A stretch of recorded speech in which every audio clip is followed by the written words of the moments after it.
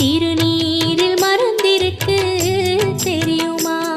அதை தினம் அணிந்தால் புகழிருக்கு புரியுமா? கந்தன் திருநீரில் மறந்திருக்கு தெரியுமா?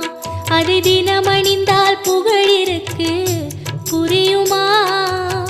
கந்தன் திருநீரில் மறந்திருக்கு தெரியுமா?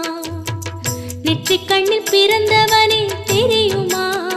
அவனை சுற்றி வந்தால் பலர் இருக்கு புரியுமா? நெற்றிக் கண்ணில் பிறந்த